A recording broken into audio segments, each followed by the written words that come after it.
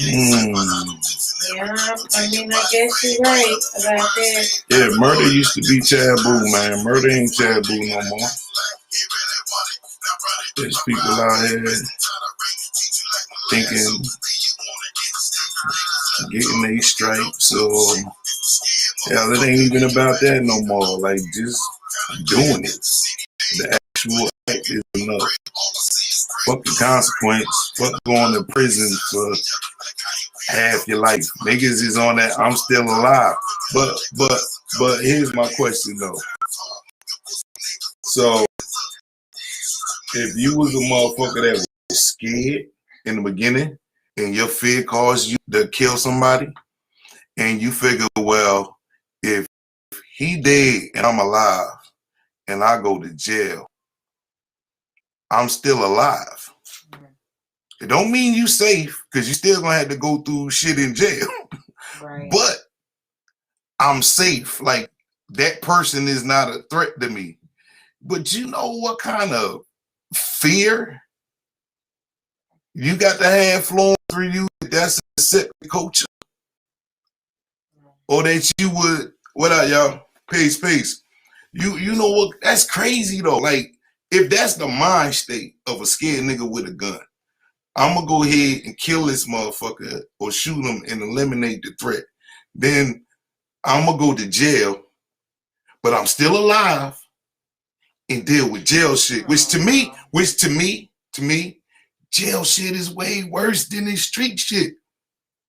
Cause now when you talk about the apex of gladiator school, outside of just living in your hood and shit being ruthless and the way it is, when you go to jail, it's worse. Because you still have to make a choice. What did you run away from? What did you actually escape? Because the way I see it, if this is an accepted culture and other niggas is already in there, what happens when his boys is in there? Where you going to? How do you survive that?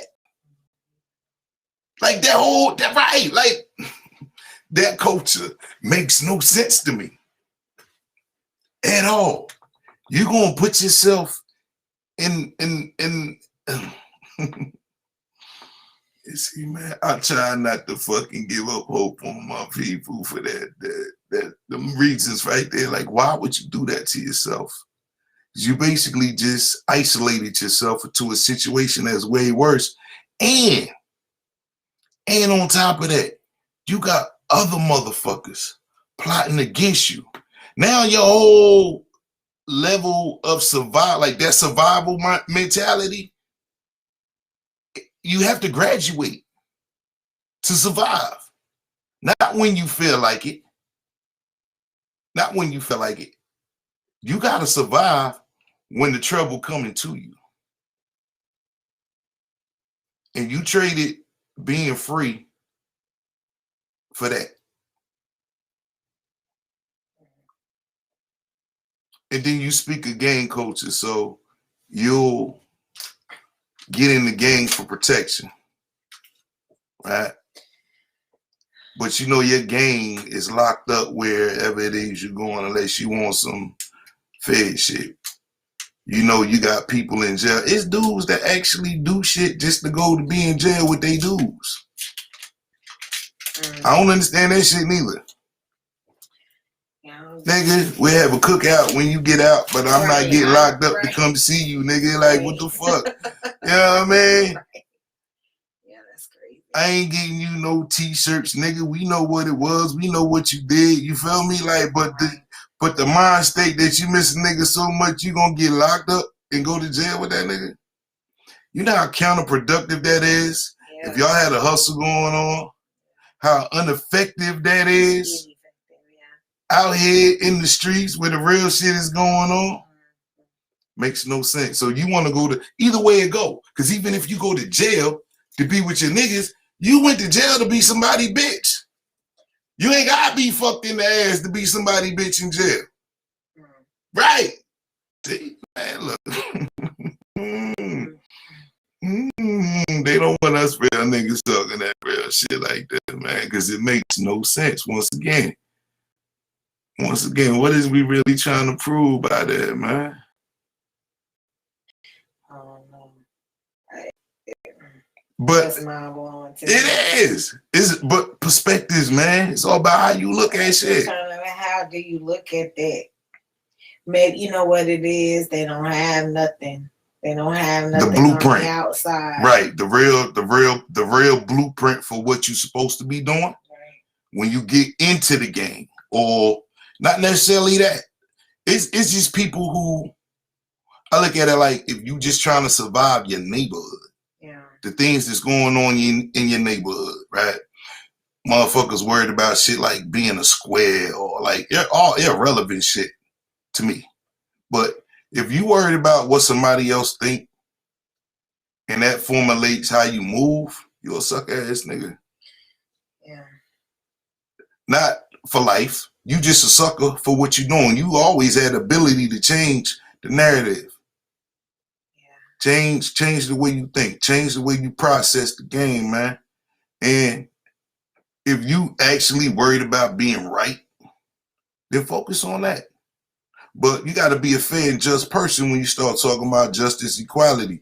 You just can't be saying some old one-way shit just because, you know what I mean? That's why I bump heads with religion. You telling me somebody wrote a book that don't know me. According to the book, you do know you. No. Fuck that. You telling me somebody wrote a book that don't know me. A bunch of people wrote a book. But boy, I'm saying somebody wrote a book that's never met me. And in this book, though, I'm supposed to follow what they say in this book. You never met me. You don't know me. And I'm quite sure out of the billions and billions and billions of people who have lived forever, how fucking long we have been earthlings for, I still feel like it ain't another me. I could be wrong. It could be somebody just like me. It could be a bunch of alikes. At the end of the day, if my quest is for truth, so tell me, how does this person know me so well that I have never met? How does that work? How does an intelligent mind process that a book tells me who and where I should be and what I should do? Not my experiences, not what level of the game I'm on. So the way I look at it, so when I'm born, I'm wrong. Yep, that's what it say. I'm wrong for being born. Yep, that's what it say. You are born into the sin. Yeah, but I take that as I'm here with the sinners. Yeah. Meaning I'm already in the game as soon as I come out the womb. So if I don't commit suicide in the womb, if I don't kill myself in the womb, I fucked up. If I don't strangle myself with the biblical cord when I get out the womb, I fucked up. What cord? Is it in biblical? Well, be laughing at me.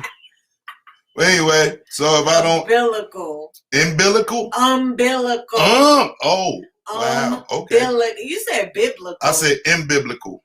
Umbilical. Okay, well, this shit is imbiblical, what I'm saying. So if I don't strangle myself in the womb, I'm wrong. I'm wrong for coming out or being pulled out because I came out feet first. So hold up on some ill shit, right? How that work? If I'm breech birth, that mean I ain't want to come out. That means you ass back. Hold up though. No. I ain't want to come out. I was trying to kick a nigga hands back. That's what that mean. And they grabbed my low ass feet and yanked me out the womb. So how am I born innocent? I ain't even want to come out that motherfucker. I turned all the way around in the womb because I was like, nah. How that work? Somebody talk to me. Yeah. Get the wheels spinning. Talk to me. I ain't even want to come out. They say, man. Shout out to all my breech birth brethren.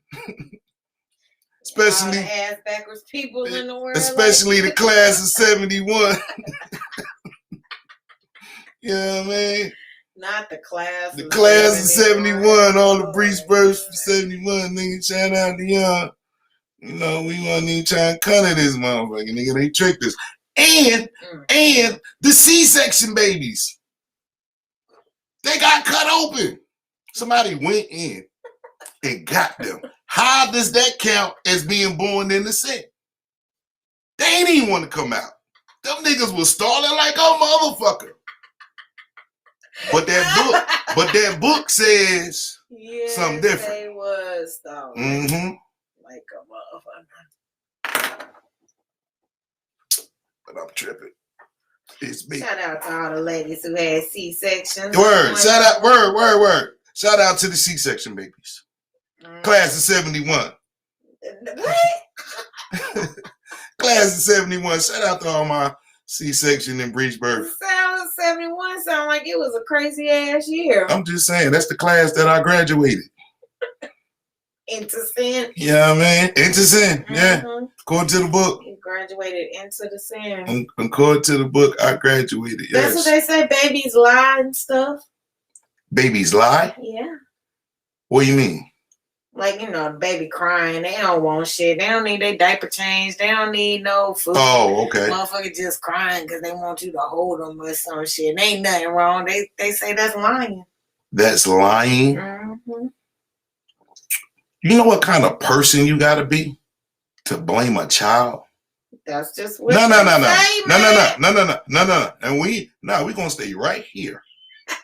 Do you know what, come on, man. You know what kind of person you got to be to actually blame a child? Infant. You infant first, right? Yeah. Okay. Think about that for a second. You blaming a fucking infant for what's wrong with the world. You know what kind of sick motherfucker you got to be to do that shit? How can you blame an infant? But that book tell you that, though. Sure did. It's your fault. Sure you should have swam around the egg. Yeah. Sure. That's a little too deep for me. Realistically speaking, it is. Sound crazy. Like, I don't even, in my mind, I don't even want to go back to that point, that period where I was a sperm cell. I don't want to think about that darkness. I don't even want to connect to that time period of my life. Like, when I was just a nut. When you was a sperm nigga? I don't want to remember. You don't know. You be having dreams. You don't know what the reason behind your dreams. It could have been some shit when you was a sperm cell. Or when you was an egg and that shit came back to you. You don't know. This shit deeper than hip hop, homie. Trying to tell you. This nigga said sperm and eggs have fucking dreams. You don't know. Talk podcast. You don't know. You don't know. We are not the scientists to figure that part out. I think your boy was dropped on his head to go downhill, baby. They said I had a big head and that I used to fight people with my head when I was young, and I ain't care. That let you know I was upset about coming in this motherfucker. Bramage then. You got Dane Bramage. I'll take that. I had Dane Bramage. Shit. Motherfuckers gonna be like, what the fuck is Dane Bramage? I'll take that. I'm coming, y'all. Don't give up on me yet. I'm doing some things. What you over there? You always doing shit. Nah, who are you tonight? I'm inviting before we get into the meeting. I need to know who you is. Who I am. I looked up the word prophet. Oh God! So tonight you prophet? I'm the prophet base. I could actually say that and not get into an argument with somebody about being a prophet. Because according to the definition of prophet, I am a prophet. There are a lot of prophets. I'm not the only one. I am one. Right. There are a lot of prophets. Yeah. According to the definition of the word prophet. So I will gladly accept my inauguration. I'm in touch with my spirituality more than I think. And I think that's where my prophecies come from, my spirituality. But that's a good thing. Some type of connection. And I've also learned to go with that first instinct where that motherfucker say, don't you motherfucking do it, nigga. Don't you do it. That first instinct is always right. But my question always has been, when I learned about that, who was that first voice? Your instinct? Who was that first voice? Because I get a lot of different, right. But we talk about the first nigga, and then we talk about the second one. The second one is when you second guess yourself, and that one is usually the one that puts you in a fucked up position all the time. or gets you in the shit that you ain't want to be in, and you end up regretting listening to the second motherfucker Number versus two. the first one. Yeah. But who was the first one? I don't know. Well, It's people. your subconscious. Maybe it's your guardian angel. Who knows? Maybe it's your ancestors. Who knows? Okay.